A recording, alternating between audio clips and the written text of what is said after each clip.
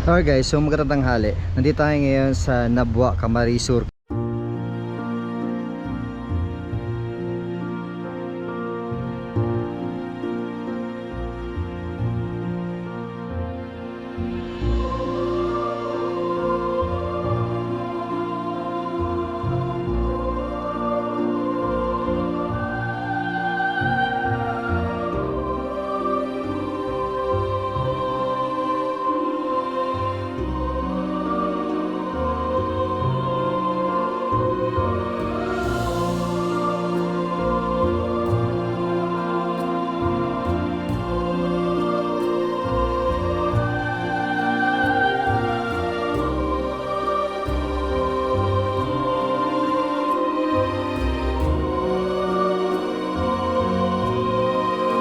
Alright guys, so magandang tanghali. Nandito tayo ngayon sa Nabwa, Camarines Sur kasi galing tayo sa May Baaw.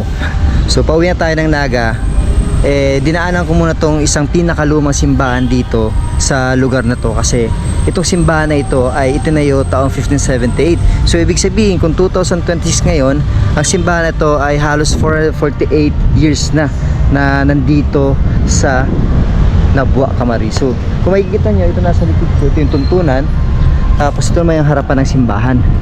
So simbahan na ito ay halos gawa sa mga bricks. So kung makikita nyo ito, medyo talagang luma na. So siguro itong bricks na to, ito mismong area ito ay matagal na. Simula nung na ito yung simbahan na ito, baka hindi pa talaga siya nababago. So ito naman harapan ay halos parang binago na rin yung disenyo ng simbahan. So kung makikita nyo, founded 1578. So dito sa loob, ito naman yung Adoration Chapel. Ayan, okay. So ang pinaka main door ng simbahan ito ay sarado kasi at the moment siguro alas 12 ng tanghali. So grabe, ang init dito pero kahit mainit mapresko kasi medyo mahangin. So dito lang mismo matagpuan sa Nabwa proper. So kung makikita nyo, yun po yung kampana ng simbahan na to. So inakyat natin yan kasi actually nakapag vlog na ako dito matagal ng panahon, so siguro mga 3 years na nakakalipas. So ito yung historical marker. So kung makikita nyo, this town dates from 1578. Built in 1578, the first church was burned in 1610. The second church, constructed in 1611, was destroyed by a typhoon. The third church was erected between 1630 and 1656. The present church, completed in 1700, was unroofed by a typhoon in 1875 but repaired in 1878. The belfry was damaged by an earthquake in 1850 but repaired between 1890 and 1894. So yun yung kwento ng simbahan na to. So napakalawak ng parking area. So try natin pasukin ang loob. Hindi ko lang alam kung saan tayo dadaan kasi pagkakaalam ko dito yung daan, kaso lang hindi ko alam kung sarado o bukas. So ito, Holy Cross Parochial School. So dito tayo dadaan sa may gilid para makapasok tayo sa simbahan na to. Pagkakatanda ko, dito ko dumaan papunta sa may kampanero ng simbahan. So ito yung loob ng simbahan ng Holy Cross Parish dito lang sa Nabwa, Camarines Sur.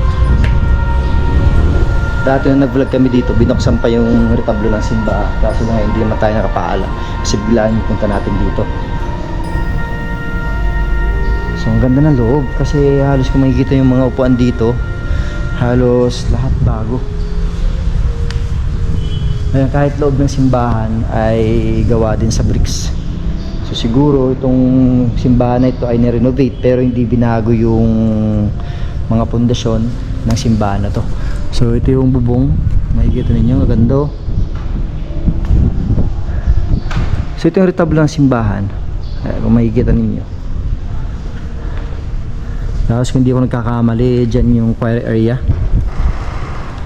So ang ganda ng retablo, lalo na siguro pag inilawan yan.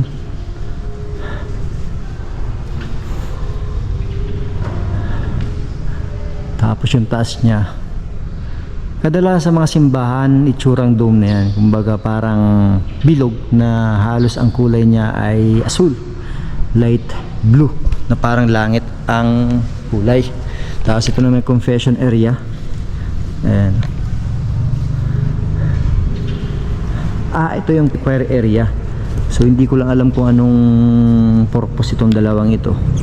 Pero siguro pag punuan, lalo na pag simbang gabi, siguro nandyan yung ibang nagsisimba. Ito, nasa likod ko ang retablo ng simbahan. Wala nagbago dito sa loob ng simbahan na to. Hindi ko naaakitin ang kampanaro ng simbahan kasi baka makaistorbo pa tayo. Pero hindi na, wag na. Kasi baka magpaalam pa sa pare. Alas 12 ngayon ng tanghali, baka hindi nila makausap pa. Ito yung main door, sarado na. Tapos ito main gate ng simbahan. Ayan. So may daan dyan palabas sa kalsada. Tapos dito sa bandang kanan ko ay eskwelahan yan. No? Makikita niyo yung mga ano sa gilid, yung Station of the Cross. Tapos yung ang laking electric fan sa gitna. Tapos dito napaka-presko kasi yung hangin nagsimula doon papasok dito sa simbahan. Yan, napaka-presko. Aside sa napaka-presko ang loob ng simbahan, napaka-aliwalas kasi nga dahil nga sa kayumanggi ang kulay. So itong upuan, kayumanggi ang kulay, tapos napakintab, tapos yung mga bricks. Yan. Talagang pinaganda at niretain yung kagandahan ng simbahan na to. So 3 beses binuo ang simbahan na to dahil nga sa typhoon, dahil sa earthquake. So, ngayon, at least hindi na tayo dinadaanan ng mga ganitong kalamidad. Kaya mga simbahan ngayon ay talagang ganito na kaganda. Diba? So dito lang yan sa may Nabwa, Camarines Sur. So magandang tanghali sa inyo lahat. So dito naman sa part na to, sakto walang tao. Kaya gusto ko na sa inyo ipakita yung Adoration Chapel.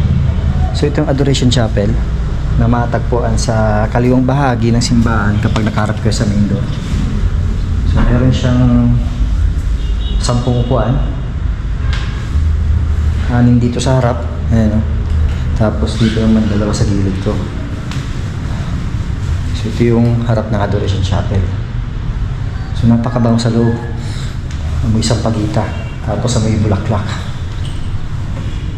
Dito kung gusto niyo magdasal ng tahimik at taimtim, pwede kayo dito sa Adoration Chapel. Ayun. Pagpasok dito, makikita niyo tong cross na to. Ayan. So, ayun. Magandang tanghali sa inyo lahat.